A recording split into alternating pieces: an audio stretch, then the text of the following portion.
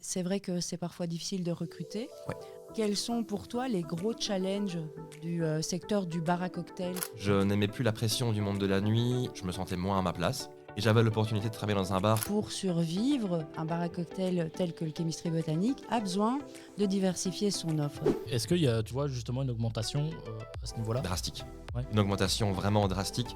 Déjà rien que le fait maintenant d'avoir mis une section mocktail à part sur le menu. Est-ce que justement, par rapport à ça, vous avez des clients plus fidèles qui vont revenir ? Parce que voilà, on va peut-être avoir plus facile à aller dans un restaurant et manger une fois un steak.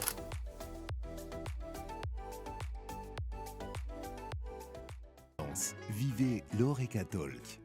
Bienvenue dans notre nouvel épisode de Horeca Talk et bien évidemment je suis accompagné de Marie. Coucou ! Alors aujourd'hui on a un invité qui va nous retracer un peu son parcours de l'employé à l'employeur.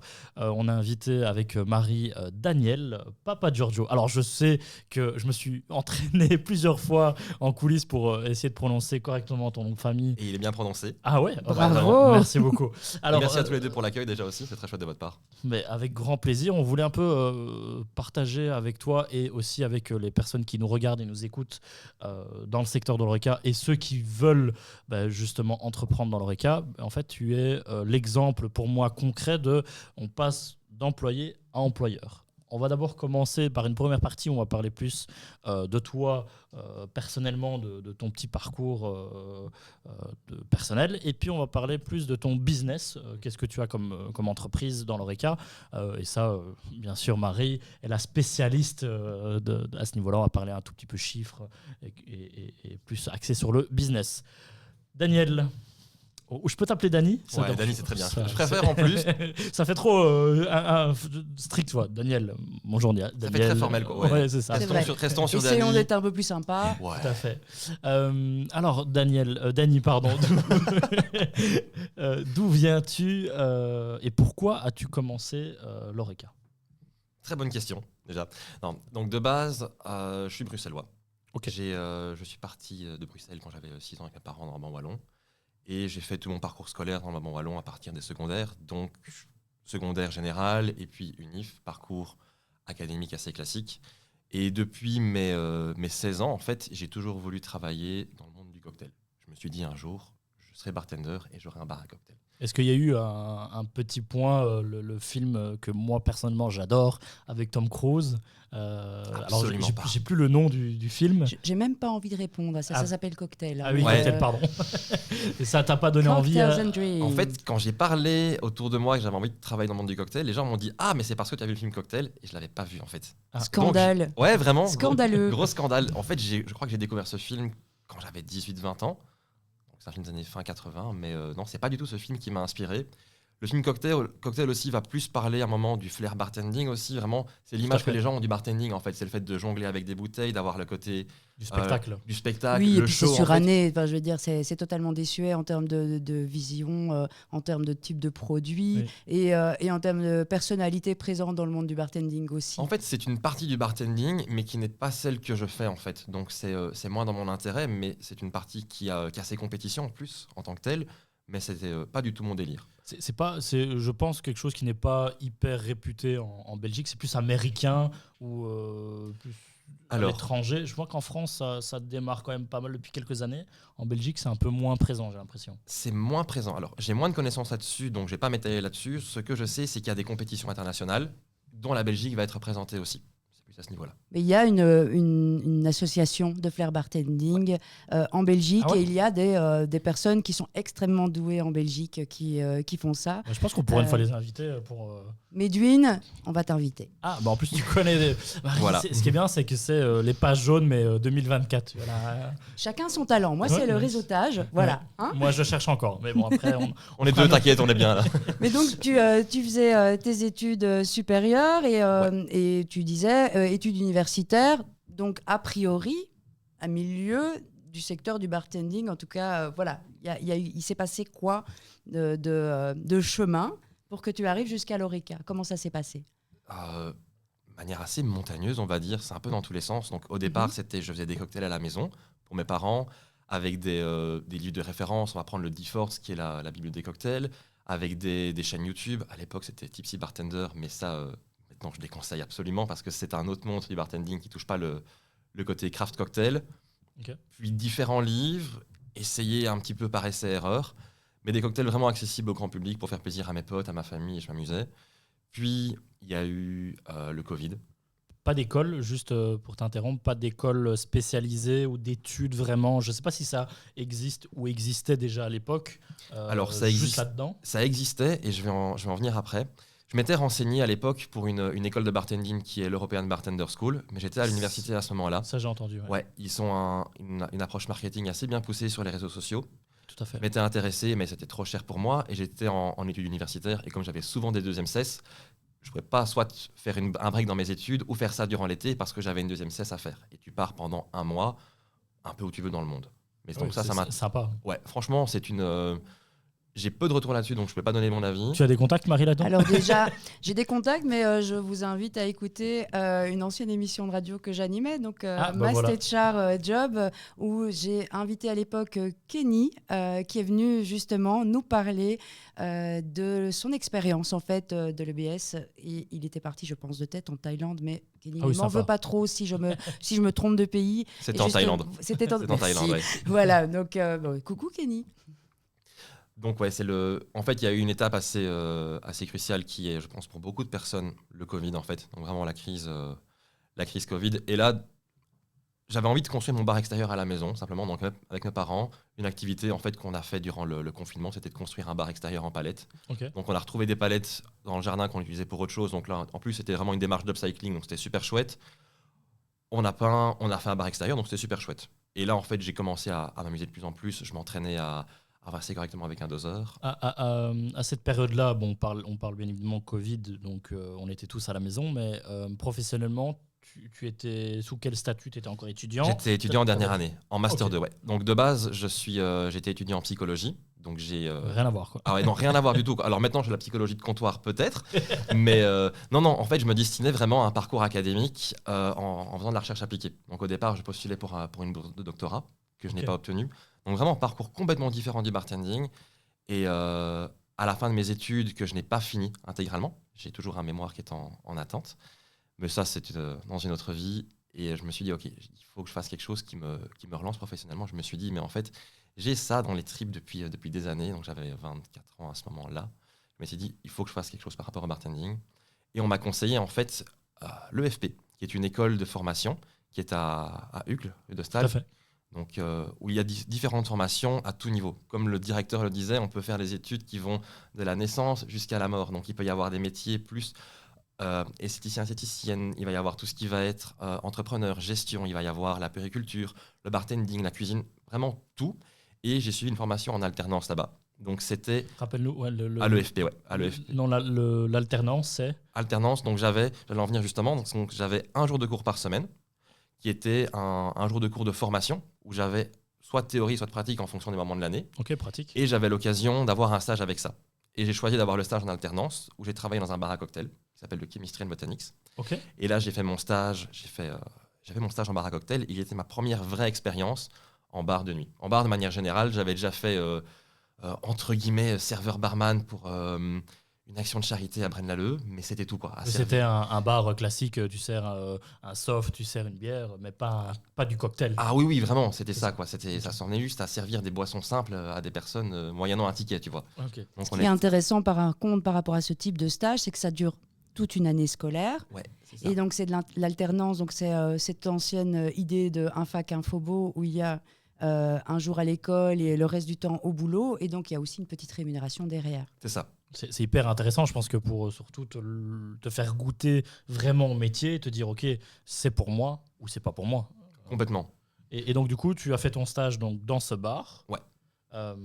Explique-nous après, du coup, est-ce que t'as fini c'est en 1 an, 2 ans, 3 ans? Alors, c'est une formation qui dure 1 an. Okay. Donc, c'est une formation style académique. Donc, tu commences en septembre et ton année académique se finit fin août, début septembre à ce moment-là. J'ai fait mon stage pendant 7 mois au Chemistry and Botanics et puis j'ai arrêté mon stage parce que je voulais découvrir autre chose. Je me plaisais plus à ce moment-là de ma vie dans le milieu du bar à cocktail. Je n'aimais plus la pression du monde de la nuit et je me sentais moins à ma place. Et j'avais l'opportunité de travailler dans un bar qui est un café culturel à Anderlecht, qui s'appelle La Fourmilière. D'accord, ouais. Et là, donc complètement différent, qui est un établissement qui va avoir des horaires de jour et de soirée.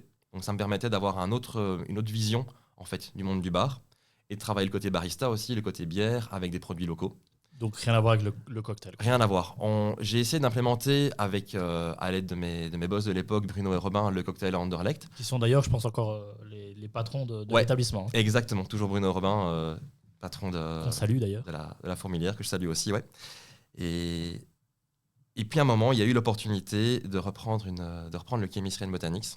Ok, donc tu es passé de l'employé à Du l'employeur. stagiaire même. Ah Du oui, vraiment. stagiaire Oui, au copatron, patron. Oui, c'est ça, c'est vraiment, on est 3 associés maintenant en Chemistry and Botanics, et donc on passe vraiment, c'est assez invraisemblable, t'es stagiaire dans une boîte, tu changes de boîte, tu deviens bartender, head bartender en quelque sorte, et puis en mode, voilà, t'es patron, félicitations, t'es patron de notre boîte. À quel moment tu t'es posé justement cette question, ou peut-être pas, hein, tu as peut-être pris le train au vol, on va dire.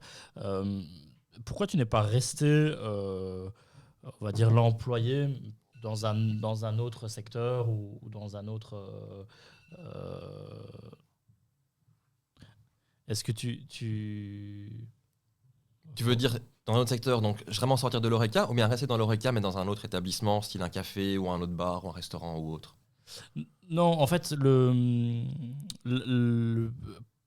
comment dire, la partie employé et employeur, Ouais. pourquoi n'être pas resté juste employé en fait? J'ai toujours eu envie d'entreprendre. Je m'étais dit, donc comme je disais, à mes 18 ans, j'étais là en mode, je veux traîner un bar à cocktail et je veux avoir mon bar. Et je me suis dit, je veux avoir cette démarche d'entreprendre, d'avoir une liberté d'entreprendre et de création derrière aussi. Ok.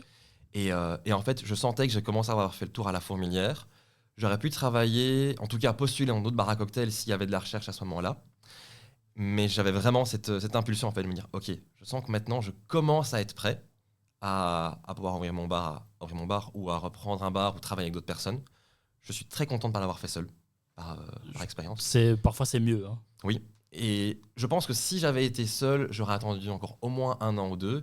Là, l'opportunité s'est présentée, ce qui fait que je me suis senti soutenu par des personnes qui avaient plus d'expérience aussi. Je pouvais apporter mon grain de sel et mon expérience. Et en fait, j'étais entouré par d'autres personnes. Et maintenant, on a une très belle cohésion à 3 aussi, à différents niveaux de l'expérience d'entrepreneur à ce moment-là. Ok. Ben justement, je pense qu'on va déjà passer, et merci pour tout ce parcours, et du coup on te connaît un peu plus intimement et personnellement sur ton parcours professionnel. Avec Marie, maintenant on va passer plus à cette partie entrepreneur du chemistry botanique où tu deviens du coup associé. Ça fait combien de temps d'ailleurs que tu es rentré dans la danse au niveau entrepreneur? Août 2023. Ah oui, donc on est sur moins d'1 an. Oui, non, on est vraiment sur moins d'1 an. C'est vraiment une toute nouvelle expérience. On avance dans la première année. Ouais, c'est ça. Et déjà, en 1 an, on peut voir avec tout ce qui s'est passé depuis août, les choses qui ont marché, les choses qui ont moins marché, comment rebondir et comment avancer pour que l'entreprise, déjà, l'Horeca n'a pas facile en ce moment, donc déjà, soit pérenne et ensuite puisse, si les possibilités sont là, évoluer aussi. Est-ce que tu t'es dit à un moment donné, on est sur une courte période, hein, mais tu t'es pas dit dans des moments compliqués à gérer, dire voilà, c'est chouette, mais en fait, c'est pas pour moi, quoi. Je me suis jamais dit ça. Vraiment, j'ai pas eu ce moment où je me suis dit ouais non, en fait, faut que je lâche, c'est pas ça du tout. Non. Déjà, premièrement, je me suis engagé dans quelque chose, donc j'avais pas envie de le lâcher. Pour moi, c'était vraiment important. Et en fait, ça fait partie de tout métier, je pense, d'avoir des hauts et des bas. Et c'est juste différentes situations auxquelles il faut déjà les comprendre, que ce soit au niveau managérial, que ce soit au niveau, je sais pas moi, logistique ou autre. Il peut y avoir tous les rôles imaginables. Ils se sont dit, ok, quelle va être la solution, quelles vont être les solutions, comment faire pour passer à autre chose. Ouais, trouver la solution au problème. Complètement. Donc ça, j'ai jamais eu envie de revenir en arrière ou autre. Je pense que tu as fait le meilleur choix. Hein. Le choix est cool, franchement. Apparemment. Et parle-nous de cet établissement. Alors, qu'est-ce que c'est comme type d'établissement? Tu le disais tout à l'heure, il y a différents types de cocktails, de bars. Et comment est-ce que tu positionnerais ton bar? Ok. Comme un bar à cocktail de manière générale, mais il y a bar à cocktail et bar à cocktail. Donc on en parlait tout à l'heure avec le flair bartending, et il y a différentes manières de voir le bar. Nous, notre bar à cocktail va s'organiser autour du craft bartending. On va le dire comme ça, vraiment, c'est l'artisanat par rapport aux produits. Ça veut dire qu'on va travailler la majorité de nos produits que ce soit par exemple nos sirops, nos cordiaux. Donc juste pour info, un cordial, c'est comme un sirop mais avec de l'acidité en plus. D'accord. Des bitters, donc quelque chose qui va renforcer en fait les goûts des cocktails. On essaie de faire de la majorité de nos produits maison parce qu'on aime avoir un contrôle sur nos produits, travailler dès qu'on peut avec des producteurs locaux, des productrices qui viennent de la région aussi, avoir vraiment une expérience au niveau gustatif, au niveau olfactif du cocktail et au niveau du client. Donc on veut vraiment que lorsque votre clientèle s'installe dans notre établissement, Vive une expérience. vive une expérience. Pour moi, la règle de base quand tu viens prendre un verre ou quand tu viens manger quelque chose ou quoi, c'est que tu veux passer un bon moment. Tu veux oublier tes problèmes, tu veux oublier tes vies en mode je viens juste passer un bon moment. Ça, pour moi, c'est vraiment la base des bases. Et ensuite, en fonction de la personne, on va complexifier. Est-ce que ça va être un cocktail qui va être avec des saveurs faciles, plus complexes? Mais pour en revenir au bar, ouais, vraiment, c'est un bar à cocktail où on va travailler les produits maison avec une recherche au niveau des ingrédients et au niveau de l'équilibre. On veut vraiment qu'il y ait un équilibre au niveau des saveurs aussi, tout en travaillant avec la saisonnalité des produits. Donc on veut travailler avec le rythme des saisons. Ça, Et c'est donc, top, hein. tu proposes alors une carte qui n'est pas fixe. C'est ça. Donc la carte va varier toutes les 6 semaines Ah oui, environ. quand même. Ouais. Donc c'est un gros boulot derrière. On va avoir des cocktails qui vont changer sur notre carte de création de saison d'entre 2 et 4 cocktails sur 10, toutes les 6 semaines. Et alors tous les 3 mois, là on va être à un changement un peu plus brutal, entre 6 et 10 cocktails. Est-ce que justement, par rapport à ça, vous avez des clients plus fidèles qui vont revenir parce que voilà, on va peut-être avoir plus facile à aller dans un restaurant et manger une fois un steak, une fois un poisson, une fois des pâtes. Est-ce que dans un bar à cocktail, est-ce que vous avez une clientèle assez fidèle qui revient ou alors c'est plus des gens de passage de mémoire, vous êtes dans le centre-ville de Bruxelles, donc du coup, est-ce que c'est plus touristique ou fidèle? Alors on a vraiment les deux. On est à un carrefour touristique, on est à côté de la gare centrale, vraiment à 5 minutes à pied, Ok. ce qui fait qu'on est juste à côté de l'hypercentre avec Manneken Piste, la Grand Place, donc on a énormément de passages et de touristes. Ça, On ouais. a notre base de clientèle locale, on va dire comme ça, Ok. et on a vraiment un cœur d'habitué aussi. Je pense que pour qu'un bar puisse persister, il faut qu'il y ait un cœur d'habitué aussi, qui va créer en quelque sorte l'âme d'un établissement, que ce soit un bar, un restaurant, un café, un glacier ou autre, mais on a de tout. Notre clientèle est très variée aussi. Mais par contre, ce qui est vraiment chouette, c'est que nous avons des clients qui reviennent et qui viennent aussi pour les changements de menu. Ils sont contents de voir, il y a un nouveau menu, il y a de nouveaux cocktails, ou bien ils vont être contents parce que d'anciens cocktails vont revenir aussi. Ah Il oui. y en a qui sont plus demandés que d'autres. Exactement. On sait qu'à certaines ça qui est saisons, chouette, ça. certains cocktails vont cartonner et les gens attendent vraiment 6 mois pour l'avoir. Ou bien ils sont venus 6 mois avant, on dit mais vous aviez ce cocktail-là avec tel produit, C'est chouette. on l'adorait, est-ce que vous l'avez encore? Je dis, non, ce sera dans 3 mois, on n'est pas encore en saison pour le moment, mais revenez dans 3 mois alors.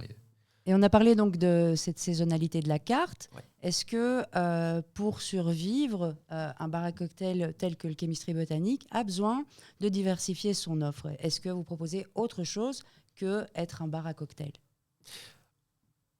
Oui, on va dire que oui. Alors déjà, pour moi, maintenant, le terme cocktail va impliquer directement les mocktails aussi. Donc les mocktails, ce sont les cocktails sans alcool. Très important. Soit qui vont être réalisés à base de spiritueux sans alcool ou désalcoolisés, ou bien sans base de spiritueux sans alcool, avec des infusions, des essences, des hydrolats par exemple, des sodas et autres. Est-ce que tu vois, désolé de te couper, pardon, mais tu vois justement une augmentation à ce niveau-là? Drastique. Ouais. Une augmentation vraiment drastique. Déjà, rien que le fait maintenant d'avoir mis une section mocktail à part sur le menu. Avant, on avait une section cocktail et mocktail où on indiquait simplement que les cocktails étaient disponibles en version sans alcool. Et maintenant, le fait d'avoir une page dédiée, donc on change vraiment le design du menu, on a senti une augmentation derrière aussi. Je ne peux pas donner une augmentation, des intéressant. chiffres exacts, mais on sent maintenant que les gens sont beaucoup plus investis au niveau du menu et nous demandent moins. Avant, les gens devraient nous demander « Ah, vous avez des mocktails ?»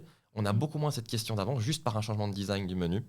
Et on sent que la tendance a changé. Du coup, c'est peut-être un conseil qu'on peut donner au secteur de l'Horeca de rajouter justement peut-être un peu plus de mocktail ou de... De toute façon, au-delà même de dire conseiller de mettre une section mocktail dans une carte, c'est surtout d'écouter les tendances et d'écouter les besoins de son client. Oui, Il faut comprendre son client. Pour le comprendre, il faut lui parler. Il faut surtout l'écouter.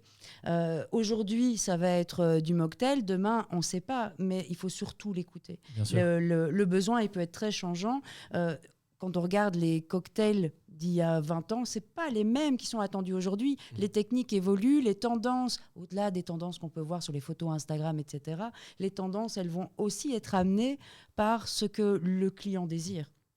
Et donc, vraiment, mon conseil à moi, c'est pas mettez en place une carte mocktail, même si je le recommande quand même. Mais c'est surtout, soyez attentifs aux tendances, faites une veille et écoutez ce que vos clients ont à dire. Ne partez pas sur vos certitudes, ne croyez pas avoir compris ce que le client veut. Posez-lui simplement la question, la réponse sera bien plus complète. Je pense que c'est un vrai bon conseil. En tout cas, si vous avez de quoi noter, revenez en arrière dans l'épisode. Mais je pense que voilà, c'est un conseil qu'il faut appliquer.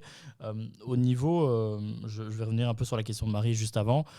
L'ambiance du bar, est-ce que c'est un bar dansant? Quelles sont les activités alors peut-être qu'il n'y a pas d'activité un karaoké, une soirée dansante tous les vendredis soirs, ou alors est-ce que vous avez plus des activités pour des professionnels, avec des équipes je viens avec tous mes collègues et on fait une activité chez vous.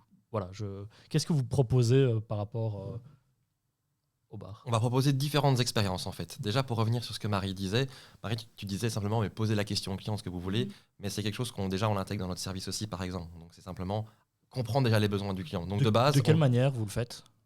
Poser les questions, simplement. Okay. C'est juste poser les questions, c'est s'intéresser à la personne. Donc une des choses qu'on offre déjà, c'est une expérience client qui va être plus poussée. Peut-être que ce qu'on attend de manière générale, on est un bar à cocktail, donc des prix plus élevés, donc une expérience client plus élevée aussi derrière qui est attendue. Il y a un service quoi. Un service. Le service est hyper important pour nous, c'est comprendre la demande du client ou de la cliente. Et parfois même le client ou la cliente ne sait pas vraiment ce qu'il ou elle veut. Et donc à ce moment-là, on va aller pousser plus loin. On va aller chercher. On va essayer de deviner. On va pas deviner on va guider, c'est ça. Donc on va vraiment aller guider la personne et essayer de voir quelles seraient les possibilités, qu'est-ce qui pourrait l'intéresser en termes de goût. Donc déjà, pour revenir maintenant sur ta question, Sandro, on est un bar à cocktail, donc on n'a pas d'activité en particulier, telle que par exemple un karaoké ou autre. On offre une expérience, on va dire, classique d'un bar avec un service poussé et des créations poussées aussi à ce niveau-là. Ça, c'est vraiment pour la partie bar de manière générale. Ensuite, le bar va se décliner sous différentes formes. On a tout ce qui va être atelier cocktail. Ah oui, c'est chouette. Donc, ça c'est vraiment chouette. Ça va concerner que ce soit les entreprises, que ce soit les anniversaires, enterrement de vie de jeune fille, enterrement de vie de garçon, ou juste passer un moment entre amis ou entre famille proches. Brièvement, comment ça se passe? Vous faites quoi dans cet atelier cocktail? On vient entre potes et on apprend à faire 2-3 cocktails ou un cocktail. Ça. En fait, c'est ça. Tu vas apprendre le bartending de manière hyper basique et classique. Donc, on va t'apprendre c'est quoi un cocktail, c'est quoi l'équipe d'un cocktail. Tu vas apprendre à travailler avec un doseur, avec une cuillère directement, avec un shaker aussi. Donc, on va prendre des ingrédients et des éléments que tu pourrais avoir à la maison aussi. L'idée n'est pas de partir sur des smoking guns, des alcools qui coûtent 300 balles et qui vont juste te ruiner. L'idée, c'est vraiment d'avoir des alcools de bonne qualité qui soient accessibles à tout un chacun pour reproduire à la maison en fait les cocktails et qu'ils puissent avoir des tips sur comment faire un sirop maison par exemple, quels sont avoir une bonne qualité de glaçon par exemple, je sais pas. Vraiment, c'est. On prend la différence il y a glaçon et glaçon. Oui, c'est ça. Pourquoi est-ce qu'on va faire un cocktail de la glace pilée avec un cocktail avec de la glace classique par exemple? Pourquoi est-ce qu'on met les ice blocks mettant dans des cocktails, donc des cubes de 6/6 par exemple? Donc tu rejoins le fait que je dis toujours que c'est important, le mojito, c'est avec de la glace pilée. Non. Non? Non. Ah ouais? Je connais une personne qui va se faire descendre. Ah, moi je pensais que c'était d'office avec de la glace pilée. Bon, on va pas faire un débat là-dessus. Tu parlais justement du service. Quels sont les autres services que propose le bar? Donc on parlait des workshops aussi, des privatisations. Donc le bar peut être privatisé, soit complètement, soit semi-privatisation. Ok. Et là vraiment c'est comment dire, c'est vraiment une offre qui va être tailor-made. On va vraiment s'adapter à la demande de notre collaborateur ou collaboratrice à ce moment-là. Est-ce que vous voulez une privatisation complète avec un menu spécial? Est-ce que vous désirez des cocktails d'un certain type, par exemple? Est-ce que vous désirez un catering aussi? On a l'offre catering qui est possible aussi, que ce soit nourriture chaude ou froide, en fonction aussi des demandes des personnes. Donc, il peut y avoir vraiment toutes les options possibles, avec viande, sans viande, végé, vegan, gluten-free. Donc, on essaie vraiment de s'adapter. On reparle tendance. Oui, il faut au-delà même des tendances, c'est juste respecter les régimes alimentaires des personnes, en fait. C'est vraiment ça. Tout un chacun a le droit de pouvoir profiter d'un chouette repas ou d'un chouette cocktail, alors essayons de trouver ce qui est possible aussi. Tout à fait. On parlait justement un peu dans le service. Vous apportez du coup une touche plus personnalisée aux clients. Je pense que le bartending, coupe-moi si je me trompe, mais c'est un secteur plus niché. Du coup, est-ce que le personnel est plus compliqué à trouver? Parce qu'on va dire qu'il n'y a pas non plus 50 000 bartenders dans le marché. Enfin, il y a plus de serveurs commis que de bartenders. Est-ce que pour vous, aujourd'hui, c'est une vraie problématique de recruter du personnel avec la qualification bartending? Ouais, et je vais répondre en deux temps pour ça. Donc, je viens de la génération de l'Horeca qui est post-Covid. Ça veut dire que durant la crise Covid, tu as eu une multitude de personnes travaillant dans l'Horeca qui ont arrêté. Donc, tu as de la main-d'œuvre qualifiée qui a disparu du marché parce qu'ils ont découvert qu'il y avait une paye réglementaire dans d'autres métiers où il n'y avait pas d'argent non déclaré, où les gens pouvaient vivre décemment, avoir des horaires de jour, oui, voilà. avoir des horaires de jour, donc profiter d'une vie privée, d'une vie de famille, et parfois avoir des métiers moins pénibles aussi, avec une récompense sociale ou morale qui va être plus élevée aussi. Donc ça veut dire qu'il y a une main-d'œuvre qui a disparu du marché. Et en même temps, quand tu regardes les bars à cocktails, là je vais prendre l'exemple de Bruxelles, la plupart des bars à cocktails tels que le nôtre, la plupart des personnes qui y travaillent, ce sont les gérants de l'établissement aussi. Ok, ouais. Donc ça montre déjà qu'il n'y a pas de main-d'œuvre forcément, et ni le budget non plus, pour pouvoir, toi, en tant que patron ou patron d'établissement, te mettre, avoir moins de shifts, moins de services, et donc faire plus la partie admin et gestion de ton établissement. Tu dois encore avoir un pied dedans, même les deux. Et développement aussi. Et développement, exactement. Donc c'est pour ça que ça reste compliqué, sachant que les gestionnaires de l'établissement ont toujours les deux pieds dedans, en tout cas même durant les services, donc le développement va être un peu plus lent, peut-être aussi. Si je peux me permettre, au-delà de ce côté compliqué, je pense qu'on arrive aussi à un certain niveau, que ce soit en termes de standards de service, d'attente et de rencontrer l'imaginaire de l'autre et de pouvoir, petit clin d'œil à Caroline, faire attention à son concept. C'était un terme qu'on avait utilisé dans un précédent podcast. Cette présence en interne durant des shifts permet justement de construire ça et de soutenir son idée et son projet, et de ne pas justement s'en éloigner, de rester à fond dans son projet et de continuer à tenir les rênes plutôt que de devenir gestionnaire d'entreprise, ce qui est un autre métier tout à fait respectable d'ailleurs, hein, mais qui permet de comprendre, de comprendre ce qu'on fait et pourquoi on le fait.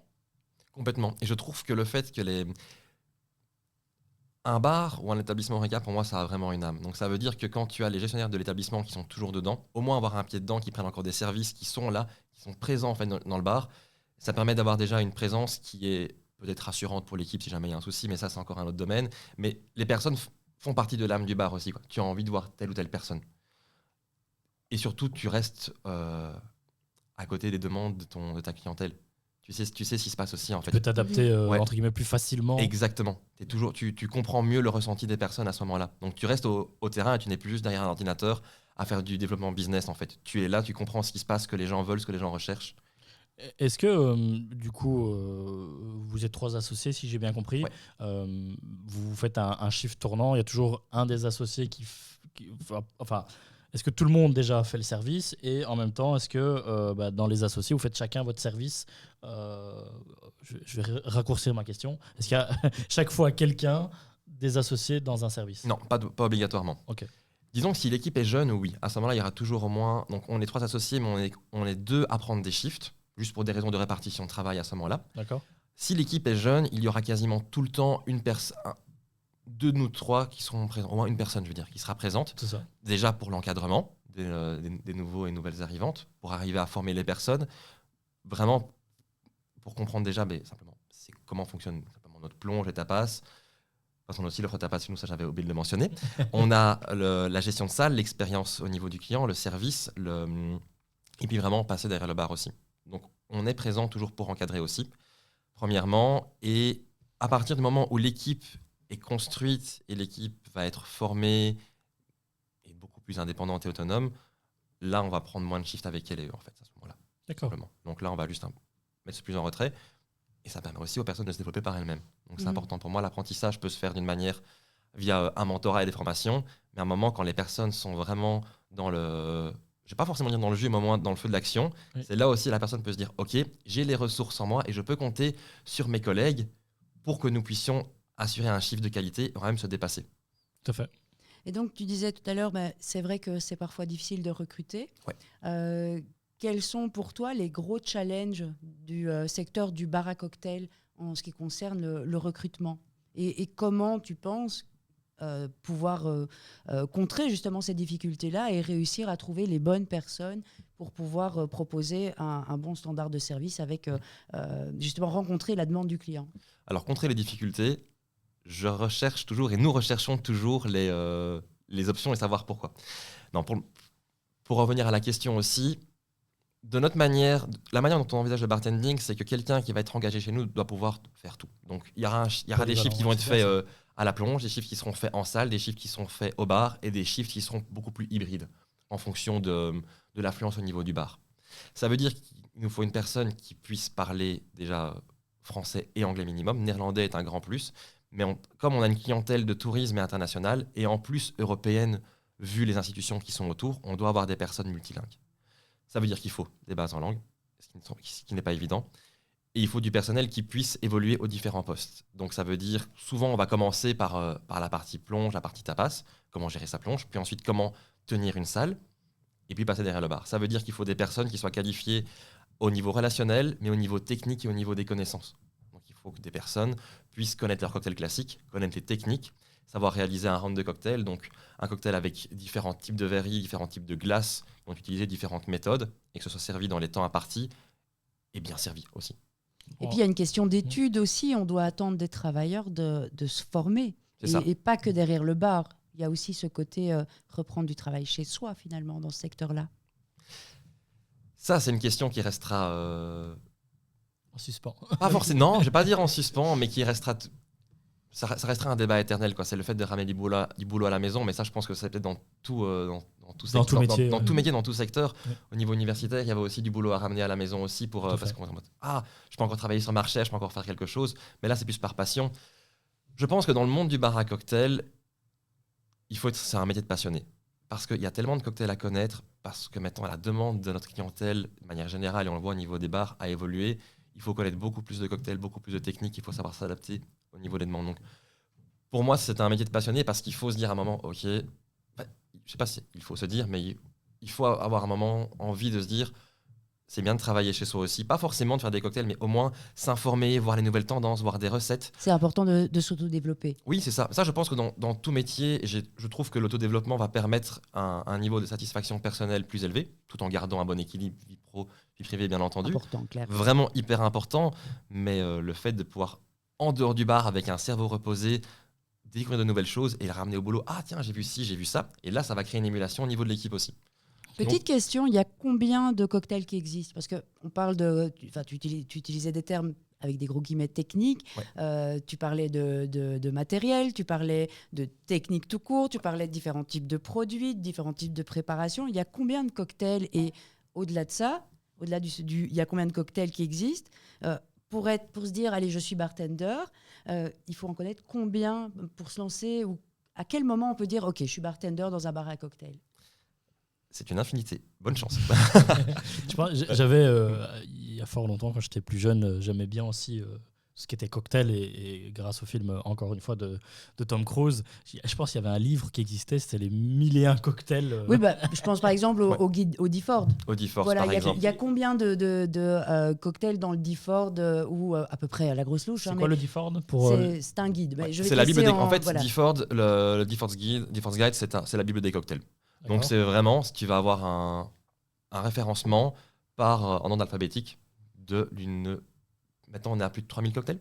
Ok, et donc ça, ouais, y a des éditions. Ouais, chaque année ou tous les 2 ans, je sais plus, tu as une nouvelle édition. Okay. Et chaque fois, tu vas avoir les ingrédients dont tu as besoin. Tu as un rappel historique du cocktail, tu as parfois les variations aussi.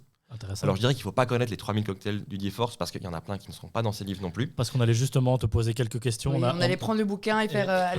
Trop surprise. J'ai connu... quiz. Le quiz, oui. C'est ce qu'on fait à l'EFP justement aussi durant nos cours. Ouais, c'est l'étude des cocktails classiques. Là, on en a une grosse 60aine à connaître. En fait, je vais répondre différemment à la question. Pas combien de cocktails il faut connaître, mais comprendre c'est quoi un cocktail. Un cocktail, c'est un ensemble d'ingrédients, solides, liquides. Si je prends un Campari orange ou un vodka orange, par exemple, c'est un cocktail. C'est 2 ingrédients, mais qui vont être mesurés. On va chaque fois en fait mesurer nos ingrédients. Et on va, en tout cas, ma manière de voir le bartending et le cocktail, c'est de regarder ça à travers des schémas, des templates. J'aime bien parler vraiment de templates en fonction des types d'ingrédients. Je vais prendre un daiquiri. Un daiquiri, c'est quoi ? Ça va être du rhum blanc, ça va être du jus de citron vert et du sirop de sucre. D'accord. Donc là-dedans, si on simplifie au-delà de rhum, citron, sucre, tu as un alcool de base, tu vas avoir un produit acidifiant, tu vas avoir un produit sucrant. Okay. Et parfois, rien qu'en changeant un ingrédient, mais je vais juste switcher le rhum, je vais partir sur rhum jamaïcain par exemple, je vais partir sur un rhum agricole. Tu vas déjà avoir un profil complètement différent. Ou bien je vais carrément changer de base, je vais pas rester dans le monde du rhum, mais je vais aller sur du gin. Et donc, rien qu'en reprenant des templates, en fait, et là, à ce moment-là, je recommande un livre qui s'appelle le Cocktail Codex, qui va analyser les recettes de cocktails classiques à travers le regard des templates. Donc, on va avoir la template du sour, donc là, je prends le daiquiri, alcool, acidifiant et sucre. Tu vas avoir la template plus d'un old fashion. Donc, le old fashion, petit récap, c'est un des plus grands cocktails classiques, avec une base historiquement de whisky, de bitter angostura pour avoir un petit côté épicé en plus qui va ressortir, du sucre et un zeste d'orange. En fait, on va juste repartir le template. Donc, tu pars d'une template d'un spiritueux, d'un bitter, donc quelque chose qui va modifier, et de sucre. Tu changes ta base, tu pars sur du rhum par exemple, pour faire un rhum old fashion. C'est hyper intéressant. Brièvement, on va parler chiffres, vraiment très brièvement. Est-ce que, alors 2 questions. Est-ce qu'on est rentable avec un bar à cocktail? Ça dépend de la chance que tu as. Si ton bar tourne direct, oui, mais... Alors, j'ai deuxième question. Ouais. Est-ce que vous dégagez quoi comme marge sur un bar à cocktail, enfin, ou même plus un cocktail? Parce que peut-être pour, tu vois, les gens qui veulent se lancer dans un cocktail bar, enfin un bar à cocktail, quels sont les... Parce que je pense que, Marie, je pense que toi, tu es plus dans l'aspect chiffres et consultance là-dedans. Quelles sont les marges dans les bars à cocktail?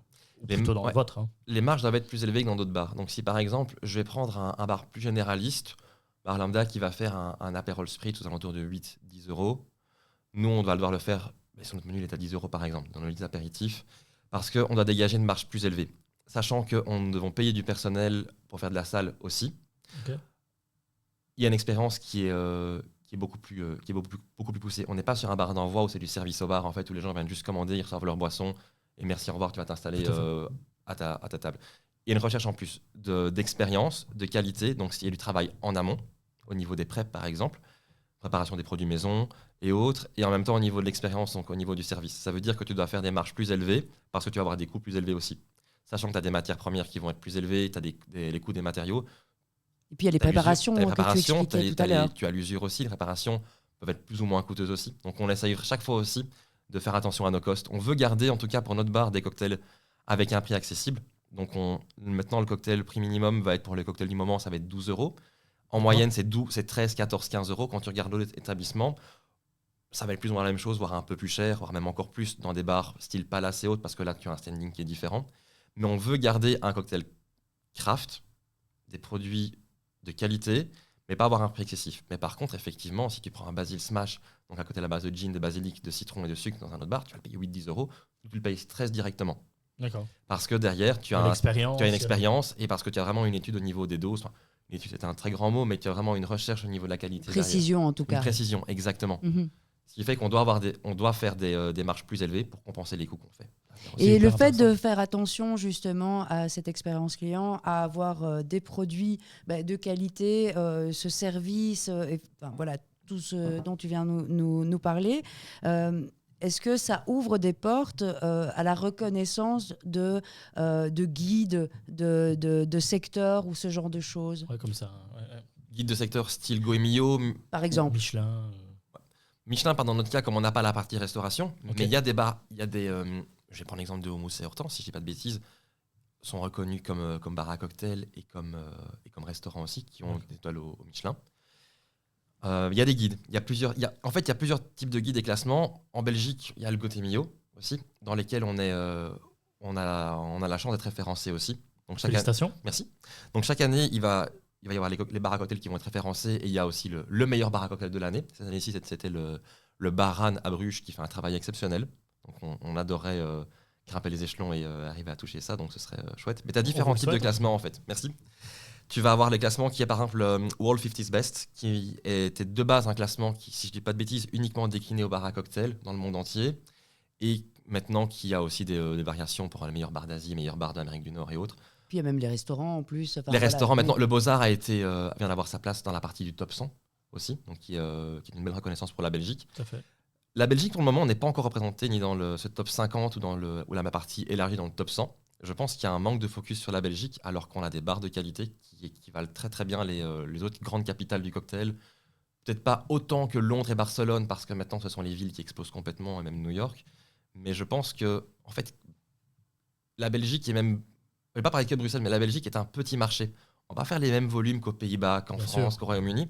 J'ai l'impression qu'on va être sous-représenté au niveau des grands classements ou autres, au niveau de la visibilité, réseaux sociaux, magazines, alors que vu la qualité des bars à cocktails qui sont présents, on a tout à fait notre place parmi. Je ne vais pas dire parmi les tout grands non plus, restons humbles aussi, parce que les tendances sont complètement différentes et le volume aussi, et la main-d'œuvre aussi. Mais on a notre place, je pense, ici en Belgique. Et en parlant de place en Belgique, quels sont selon toi les prochains challenges du secteur du bar à cocktail en Belgique? Vers quoi, selon toi, il faudrait se focus pour peut-être pallier à ça? Donc, pallier au fait du manque de Compliqué, hein. reconnaissance. Mhm. Tout à fait. Pallier au manque de reconnaissance. Que les marques nous soutiennent. Mais pas que. En fait, je pense Que qu'il y les a... marques, Ouais. c'est ça? En fait, je vois ça de manière multifactorielle. Je pense que déjà, il faut comprendre que maintenant, le milieu du bartending de manière générale passe par les réseaux sociaux aussi. Oui, bien Ça sûr. veut dire qu'il faut un plan de com derrière, il faut une stratégie. Pas mal de bars maintenant ont vraiment une section PR, vraiment relations publiques pour se développer aussi.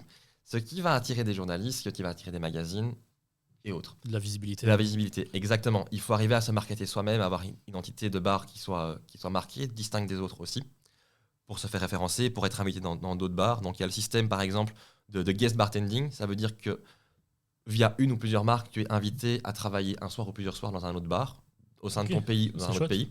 Ça permet de te faire découvrir et reconnaître à travers un autre pays, une autre culture, donc tes cocktails, et te faire remarquer. En mode coucou, on est là. Ça peut attirer des touristes qui ont envie de voir le bar à cocktail, par exemple.